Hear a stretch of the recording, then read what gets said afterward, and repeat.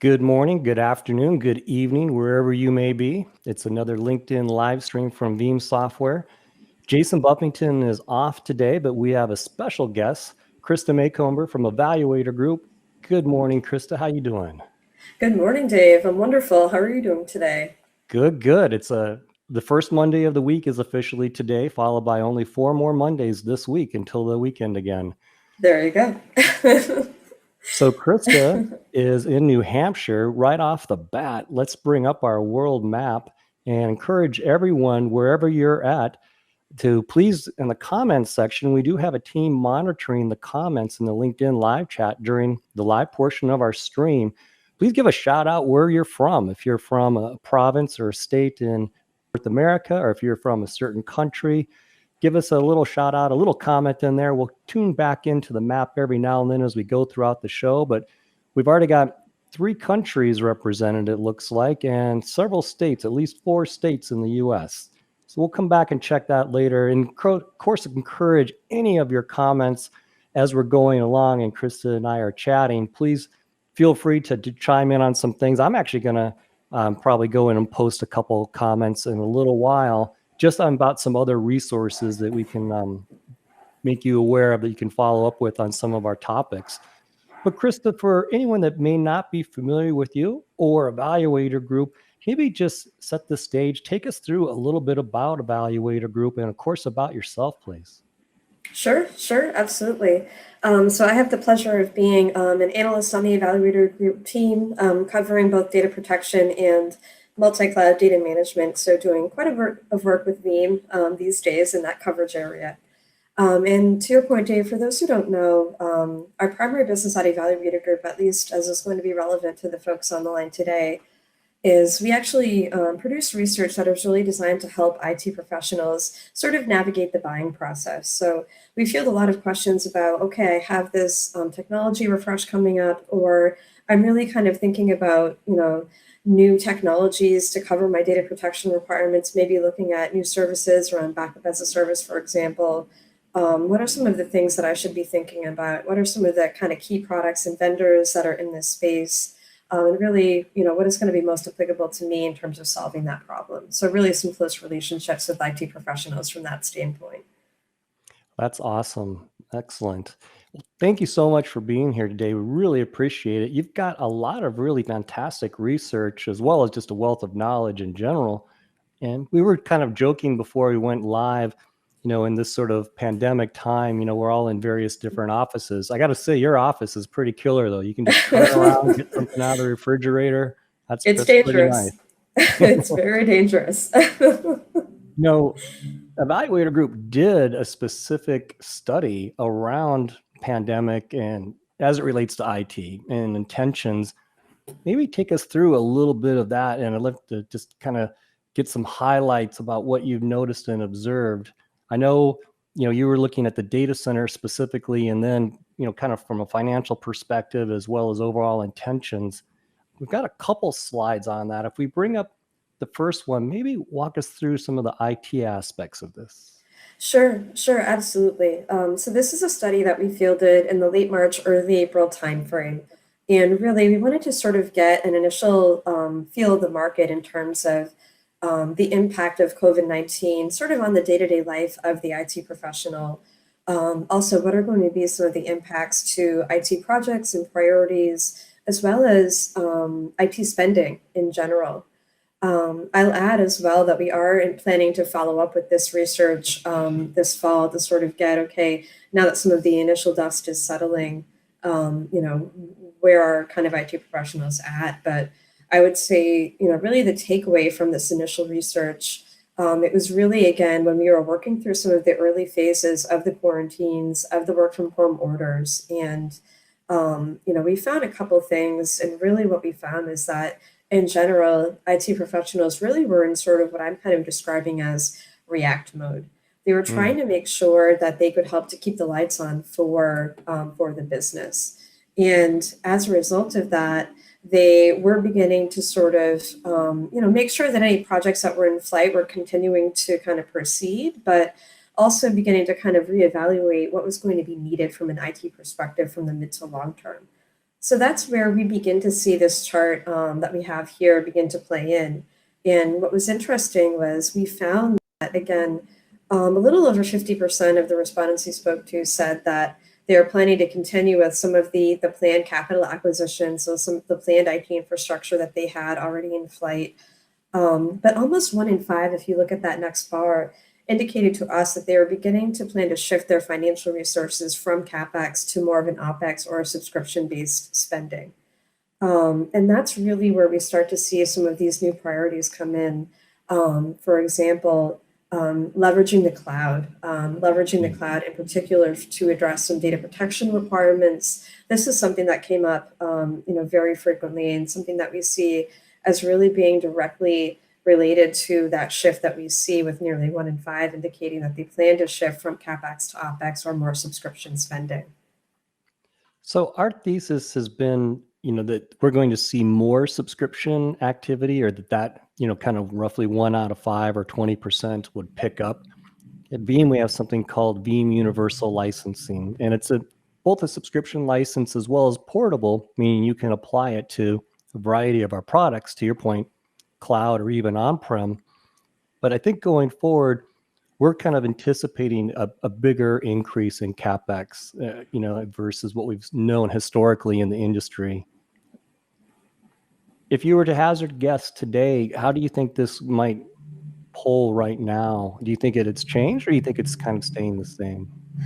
Yeah, I mean, I would say that, the mindsets are likely probably pretty steady with what we see in this chart here. So to that point, Dave, still over 50% said that they were planning to continue those CapEx. So, it's not necessarily that we were going to start seeing a landslide shift to OpEx or kind of more subscription-based spending due to the pandemic, but certainly kind of a tick in that direction. And something like the Veeam Universal License, I think anytime that things can be simplified, anytime that customers can, maybe save a little bit through bundling some various different software subscriptions together, we're certainly seeing an appetite for that in the market. Especially with the state of the global economy, especially coming out of or as we're working through, I should say, the COVID-19 pandemic. Obviously, budgets are in many cases even tighter than they were before. They're really being evaluated with a lot of scrutiny for what is really strategic.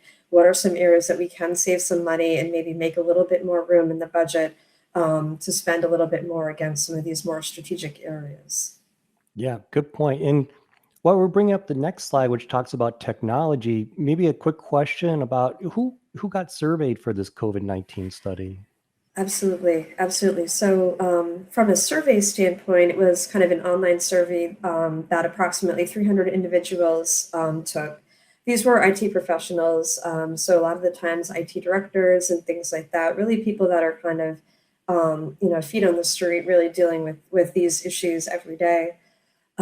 As a firm at Evaluator Group, we do primarily work with larger enterprises, roughly 1,000 or more employees. So, the majority of the respondents did come from that, kind of organization size, and really from across a range of industries as well.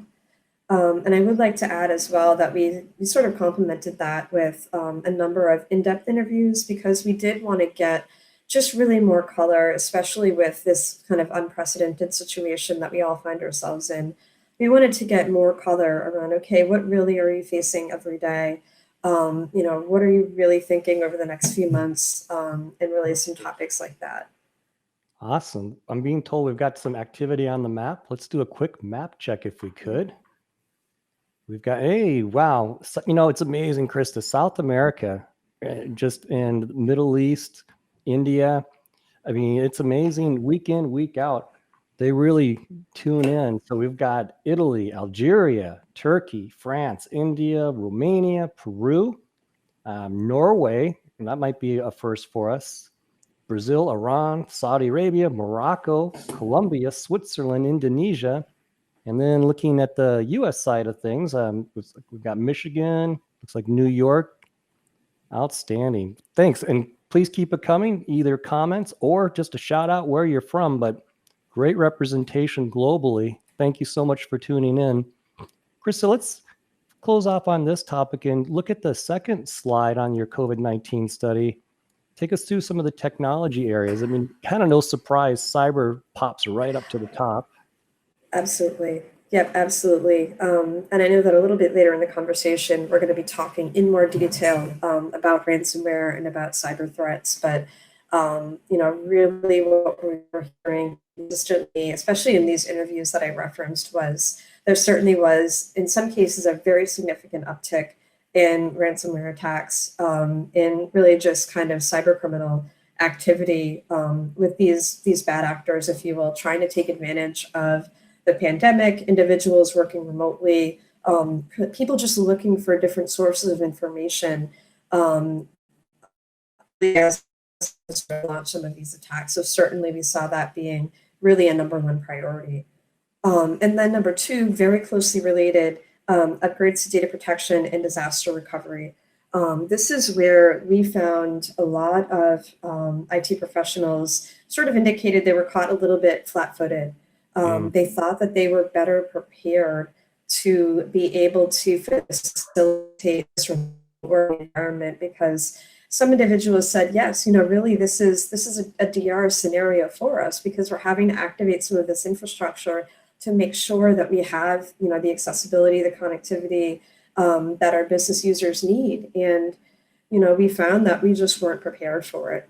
So we heard a lot about things like we're going to have to increase the number of backups that we do every day. We're larger scale and test more consistently.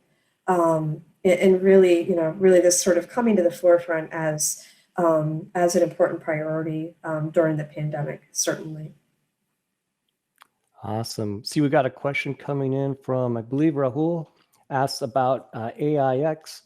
And Jason Buffington, actually, although out today, is going to chat and get back to you on AIX. I'll give a quick shout out, though. We're just released the new update on our AIX solution, or right in the process of releasing that update. So thanks for the question there. If I switch back, Krista, you've recently completed some research around backup as a service. And I thought it was pretty neat. You have your own acronym, I believe, BU capitals, and then AAS, capital S at the end there, of course.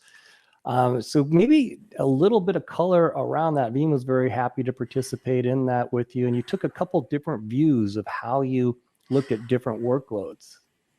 Yep, certainly. And we were very happy for Veeam to participate in this research. So really, you mentioned acronyms, Dave, and what we find is that there's a lot of terminology just when we think about leveraging the cloud for data protection in general, a lot of different terminologies and acronyms being used in the industry today. And we tried to really simplify it to really look at essentially backup software that is being hosted by a third-party service provider. Of course, today, typically this being hosted in the cloud and really being delivered through a SaaS model. And really, so this graphic here, that backup software handling the capabilities that you see in these darker blue boxes. So handling the backup jobs themselves, obviously typically handling the recovery as well. And then many solutions today also handling tiering of data to a folder sort of archive or long-term retention storage repository. A couple other just quick comments I'll make here. This particular graphic is really intended to reflect leveraging a backup as a service solution to protect on-prem data sources. We see a range of application systems, things like that. And typically these can be backed up as reflected here to the public cloud, kind of a storage repository for backup. Oftentimes they can be backed up to sort of an on-prem object store. And then typically we're going to be leveraging the cloud for long-term recovery, for long-term retention. And typically you're going to be looking for some flexibility in terms of where can you recover to.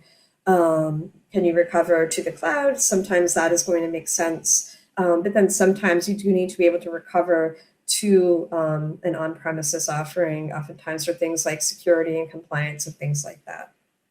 That's really what we're reflecting here. Yep. You mentioned object storage, and we've seen a rise in, well, just a number of really credible, capable on-prem object storage solutions. A lot of times you think object storage, you think of S3 and Amazon itself, but there's with the immutability capability or S3 object lock and some of the really compelling financially and ease of use wise object storage solutions on the market today, definitely worth taking a look at that. Now, you also looked at cloud-based workloads or Mhm. cloud-native workloads as well, which didn't look like a radically dissimilar picture, but a little bit different nonetheless. Yep, yep. Really, those core capabilities in this instance still being handled by that backup software. So there's backup jobs, the recovery, the data tiering.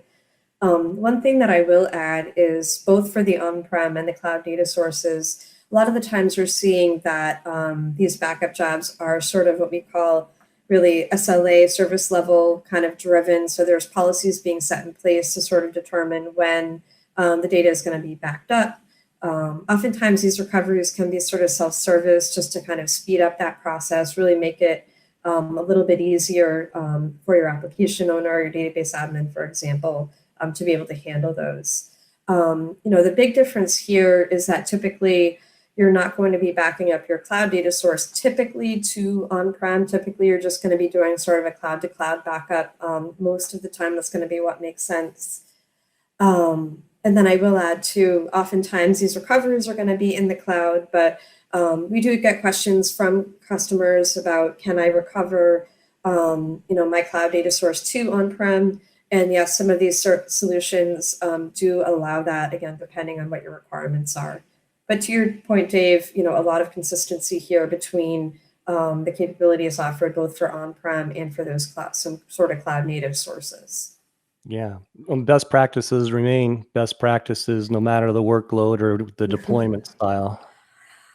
Yeah, yes, that they do. And in fact, sometimes that can be the value for some of these backup as a service solutions if they can protect both kind of cloud and on-prem, or if they can protect a few different cloud native sources. It can introduce some consistency in terms of how that data is treated, both during the backup and during the recovery processes, because obviously you're going to need that, especially for things like security and compliance and things of that nature. Nice. Well, I spent almost the entire weekend cleaning the house, and I came up with this one of the original backup as a service plans that Weston was nice enough to donate to me. But this was good. I should have found this in the pandemic because it's a roll of toilet paper inside of there. And it's good to have a backup plan. It would have been really handy in 2020 had I come across that a little bit earlier. But awesome research on backup as a service and a way to kind of put from what must be considered rather in a framework around how to approach the different workloads. And I want to kind of switch gears a little bit, kind of a call back really to your IT intentions in terms of security being so high. And it's almost remiss in this day and age not to mention cyber or ransomware. And just would love to get a little perspective on what you're seeing out there in the field. Yeah, yeah. So, I think ransomware, especially over the last, kind of 18, 24 months, ransomware already was an important topic. And I think during the pandemic just has become a more important topic, especially as we're thinking about kind of protection. One of the Yeah. big changes that we've seen really over the past, call it 12 to 18 months or so, is that the backup data itself is starting to be targeted by these attackers. And in Right. fact, these attackers are actually, you've seen instances where they're actually releasing customer data as well. So this is part of why this is both becoming more important, but also why it's becoming a little bit more difficult for IT to be able to sort of identify when a ransomware attack is occurring and also how to recover from it as well. Yeah, you bring up a great point. I mean, it's gotten nastier, if that's even possible. It's not slowing down in terms of it's the threat potential, but also the type of activity and just how targeted and kind of malicious it can be, meaning a lot of healthcare organizations are getting targeted. It is. Yeah. And it's definitely, I think, very challenging. And these attackers are seeing the opportunity and they're not saying, okay, it's a pandemic, we're going to kind of take a break here. No, it's okay. This is a great opportunity, like you mentioned, Dave, to target some of these organizations, like healthcare organizations, but also to understand, okay, more individuals are working remotely. They're going to be a little bit more distracted. They're going to be looking for information about their health, about what's going on in the world with the pandemic. So these are a number of ends that we see them trying to leverage. Yep. And I would be remiss if I didn't do a call back. Usually I'm kind of pointing ahead, but I want to do a call back to last Friday's live stream. Our Rick Vanover and Melissa Palmer did a fantastic live stream on ransomware. So that was actually just this past Friday, and it's on our LinkedIn page under the Veeam site. And then 4 months ago, which it's hard to imagine this was that long ago, but 4 months ago, Rick did an initial ransomware discussion solo by himself that was outstanding. We're at almost 6,000 views on Rick's ransomware from 4 months ago now. But I definitely would encourage you, and it doesn't matter if you really do anything with Veeam at all, just some best practices and tips between the two videos. It's not even an hour's worth of your time and literally could save you from many, many days or even longer of trying to put back together your data center. But two great streams right there with some great resources. Rick is always fantastic. And definitely, Krista, we usually get 2,000 to 2,500 views per stream. Rick is kind of king of the hill at about 6,000. So it's really been a well watched stream, as well as great information to protect yourself. And it's not always even about product. I will mention some product things, but a lot of what Rick goes through is just delineation of responsibilities, hardening passwords, having different passwords for the different components, just making it more and more challenging for the bad actors. Yes, and some of these things you mentioned, Dave, are very important. So during the COVID research that I mentioned, we did ask the IT professionals we spoke with, we did ask them about, okay, what are some of the actions that your organization is taking, to try to be better prepared? And, certainly I mentioned earlier in the conversation, things like taking backups more regularly, testing your recovery strategy at scale. But there was a lot of discussion as well about just sort of training and building awareness and making sure that as individuals are working remotely, they are aware of what these best practices are in terms of how to access information, in terms of, where they're storing their information and things like that. So, I certainly think these topics are timely because that's really, a lot of the times that's the front lines is the end user in terms of, opening up some of these holes for, a ransomware attack to be able to occur. Yep. A little bit of a Veeam plug, Krista, I'll take you through this. You probably have heard of, 3-2-1 rule, meaning, 3 copies of data, 2 different kinds of media, one of which is, offline. We've actually at Veeam now taken that a step further, and we've added on some digits. In the US, we have 5 digits for a zip code, but we sometimes think about this in terms of what you can do to most protect yourself in addition to a lot of the great tips that Rick and Melissa mentioned in their live streams. But this starts off the same. 3 different copies of data. In the era of people rushing to deduplicate data, it was almost important to remind folks about 10, 15 years ago, hey, don't have too few copies. You do want to make sure you've got a reasonable number of copies of data. You do want to have different pieces of media so that they can be read by different kinds of devices. You do want one that's geographically dispersed or off-site. But there's some Veeam unique capabilities here. So this is a little bit of a Veeam commercial, but it's one that really can prevent a bad day or very many bad weeks in a row. And that is, the first one is having an offline or air-gapped immutable copy of that data. And there's a lot of ways you can do that. Certainly tape is still valid. You can look at some of the object storage solutions that support S3 object lock. There's some things you can do with policies and procedures and Snapshot to achieve that.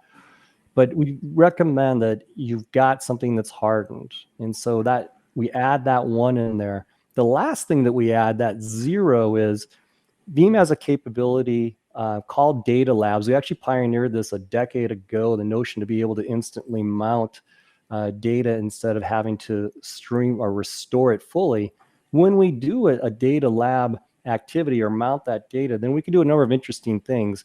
One of which is perform what we call a sure backup or do some integrity checking. And it's much more sophisticated than just can I mount or ping a machine. It's if it's going to be, say, a SQL server, we can start issuing SQL queries automatically as part of the backup process. Because there's a bad joke, Krista, you can't restore data you haven't backed up. And another variation on that is you can't restore it if it wasn't backed up properly. So, what better time than at the point you take a backup to ensure the integrity of that backup and then to protect it in all the preceding ways with either different kinds of copies or media or offsite and immutability. Certainly, we do look at integrity checks as kind of an important capability, kind of within data protection. Certainly, it's part of our data protection software research that we do. And I will say, you bring up some great points around.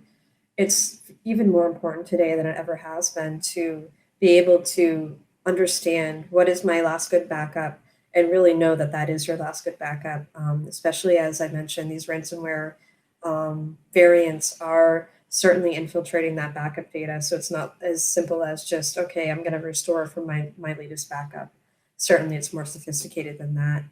And I'd add just another comment regarding sort of air gapping, immutability. As we built out this backup as a service research we were speaking about a few minutes ago, we had a number of interesting conversations with vendors and with customers as well regarding air gapping, because a lot of the times you do think about, that tape solution that's offsite, and certainly that remains a viable approach. There's also a number of new interesting ways you can do things like leverage the cloud just to be able to get some of that isolation that an air gap kind of tape-based strategy that we're all kind of most familiar with. So it's we see a lot of vendors getting very creative with how to do this, and I think from a customer standpoint, it's important to be able to really understand, okay, how am I going to be able to get that isolation if I'm going to be looking to leverage something other than kind of an offsite tape copy for my air gap. Yeah, great point. Well, as we begin to wind up, let's take one last look at the map. I'm told we've got a couple questions coming, or a couple questions, but a couple new countries. It looks like, wow, Guatemala, which might be a first for us. Thank you for tuning in. Vietnam also. We've got a fair amount of APJ, Asia Pacific Japan, going on as well. So nice representation. We've checked off just about every time zone, I think. And we also have a question: what kind of backup services are trending now, cloud or owned storage? I'll answer really quickly, Rohit. Honestly, we see both. That's kind of a cop-out answer, but cloud very, very much on the rise, but it's not to say that people are decommissioning their data centers. So it's really, I see it dependent on the workload and then dependent upon where you're at in your asset management strategy. But Krista, let me give you last word on that. I would completely agree, Dave. Especially, so I mentioned that we work primarily with larger enterprises, and we don't see that customers are really looking to rip and replace all of their kind of existing data protection solutions. A lot of the times, the way backup as a service is being introduced is to be able to protect, for example, a specific application like Microsoft 365. So it's sort of, I think really the question that you need to start with is, what objectives am I trying to meet? And is a backup as a service solution going to be able to address those? That's really where we advise that customers start with. And that's really going to help to direct, okay, do you go to kind of a hosted model, or do you kind of look to expand your existing on-prem solution? But a lot of the times these backup as a service offerings are making sense to be able to kind of control that on-premise footprint and really be able to more simply and quickly provide some protection for some of these new and critical assets that are entering the enterprise. Great, great. Well, as we wind down, I want to point to a couple upcoming items. We've got, in addition, some live streams that we past referenced. We've got this Friday, we're going to be having, it looks like Usman Asif will be going through a multi-part series beginning this Friday around Veeam and AWS. So check out Usman on that on Friday. But Krista, take us through really quickly a little bit of a new evaluator research as well. Yes. Yep. So we did just a couple of weeks ago. We did this is new research regarding backup as a service. So we do have what we call a vendor comparison matrix. This goes through some of the key kind of features and capabilities that we hear from customers are important, and it goes across a whole number, I believe more than 15 products and vendors, and sort of talks about how each product or vendor either does or does not address these capabilities. And then we have a series of 4 papers that are really designed to help customers to sort of get their footing and what is backup as a service, what are some of the questions that I should be thinking about as I'm evaluating some of these solutions, and also sort of to provide more context into what these different vendors can provide and what really these different products can do. So those are all available on our website. Outstanding. I'll give one shameless plug myself, a call back. I was last week, was on a pod, Data Protection Gumbo, fantastic podcast. If you're watching this stream, I encourage you to check out this podcast, not just this episode, but subscribe to that pod in general. Demetrius Marlborough does a really good job on there. We did have a question come in. It looks like Jason's answered that. So with that, I think it's time to wrap up. And Krista, thank you so much for taking time out of your day to visit with us. We really appreciate it. Thank you so much, Dave. It's been a pleasure. Thank you for the opportunity, and appreciate everybody that joined today. Absolutely. Hey, thank you all. Stay safe, stay positive, and we'll see you on the next live stream. Bye now. Take care.